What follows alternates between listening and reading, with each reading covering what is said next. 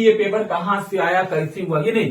पहले गेस मत करो भाई, पहले पेपर का पैटर्न समझो, ये किस तरह से बन के आ रहा है, किस चैप्टर से, कहां से, किस सिलेबस से क्वेश्चन उठा रहा है। आइए देखते हैं पहला क्या है। ठीक है, पहला हमारा है कौन कौन से चैप्टर से बार बार क्वेश्चन आता है। तो यही दोस्तों है पहला हमारा जो है स्मार्ट स्ट्रेटजी जो है पहला कि किस किस चैप्टर से हमें उठाना है दोस्तों, और किस किस चैप्टर से हमें पता लगाना है कि ये बार बार क्वेश्चन पूछा जाता है और किस चैप्टर से कितनी बार क्वेश्चन रिपीटेड क्वेश्चन आता है। तो इस तरीके से हमें बनाना है अपना टाइम। ठीक है, दूसरा दोस्तों पूछा है राइटिंग सेक्शन से ज्यादा क्या पूछा जाता है। राइटिंग सेक्शन मतलब दोस्तों तो कुछ ऐसे आंसर होते हैं या कुछ ऐसे आर्टिकल्स होते हैं जो बार बार आते रहते हैं और उसी को हमें बार बार रिपीट करना होता है, लिखना होता है। तो ये हमें भी पता होना चाहिए किस सिलेबस से या किससे ज्यादातर पूछा जाता है। ठीक है, अगला दोस्तों देख लेते हैं। अगला क्या है, ग्रामर में कौन सा रूल फिक्स रहते हैं, मतलब कहाँ पे दोस्तों इनडायरेक्ट लगे, इनडायरेक्ट में कौन सा नियम लगता है, या प्रेजेंट टेंस में कौन सा नियम होता है, पास्ट प्रेजेंट इंडिफिनिट टेंस में कौन सा नियम लगता है। ये सब आपको जानना पहले बहुत जरूरी होता है।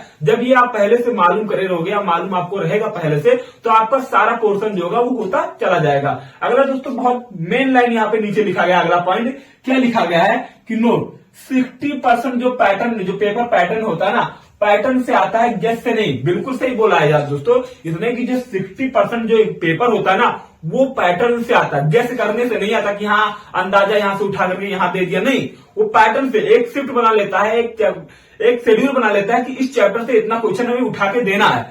ठीक है, मैं गेस नहीं करता कि हाँ चैप्टर से पूरा, नहीं, इस चैप्टर से इतना पैटर्न बना लेगा कि हाँ इस चैप्टर से इतना, इस चैप्टर से इतना, इस चैप्टर से इतना, ऐसा सेक्शन वाइज इसको बांट देगा, तभी क्वेश्चन बनाता है। तो पहला दोस्तों जो टाइम मैनेजमेंट का स्ट्रेटेजी 4 स्ट्रेटेजी टॉपर वाला है, पहला स्ट्रेटेजी तो दोस्तों हमें जान लिया कि स्मार्ट स्ट्रेटेजी अपनाना है। जबकि यहाँ पे पेपर को हमें गेस नहीं करना है, उसका हमें पैटर्न समझना है। ठीक है, दूसरा दोस्तों यहाँ पे है राइटिंग सेक्शन। राइटिंग सेक्शन आप सभी को पता है कि बहुत ज्यादा जरूरी होता है। तो राइटिंग सेक्शन में क्या होता है, राइटिंग सेक्शन में दोस्तों आता है कि फॉर्मेट में नंबर पक्का करो।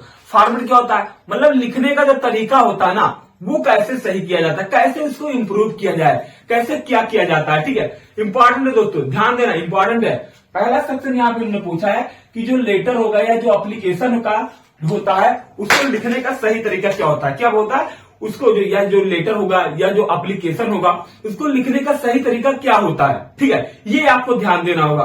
बहुत से लोग होते हैं कि ऐसे ऐसे लिखते चले जाते हैं, लेकिन ये नहीं पता है कि एप्लीकेशन कैसे लिखते हैं, लेटर को कैसे लिखा जाता है। सही तरीका जब तक आपको मालूम नहीं होगा लिखने का, तब तक आपका कुछ नहीं हो सकता। ठीक है, अगला पॉइंट दोस्तों यहाँ पे देख लेते हैं, नोटिस। नोटिस जो होगा या आर्टिकल जो होगा या पैराग्राफ जो होगा उसका स्ट्रक्चर कैसे होगा या उसको स्ट्रक्चराइज कैसे किया जाता है। ठीक है, उसको सही से लिखने का तरीका क्या होता है।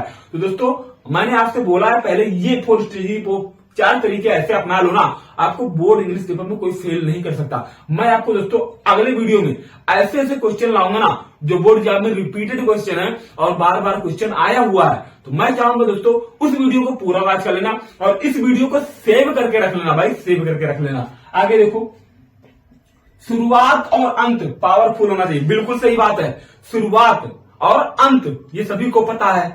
तो शुरुआत में क्या होता है दोस्तों, शुरुआत जिस तरह से आप शुरुआत में ना आंसर को लिखना शुरू करते हो उसी तरह एंड में खत्म भी उसी तरह करो। क्योंकि बहुत से स्टूडेंट ऐसे लिखना शुरू करते हैं, लास्ट में लिखते लिखते थक जाता है। नहीं भाई, हमको नंबर लेना है, 1 साल का मेहनत हमारे लिए पूरा परीक्षा का इंतजार कर रहा है भाई, तो आपको ये अपनाना है, कोई दूसरा तरीका मत अपनाना है। ठीक, अगला देखो, अगला यहाँ पे तीसरा, लॉन्ग आंसर में कीवर्ड्स या हेडिंग लिखो।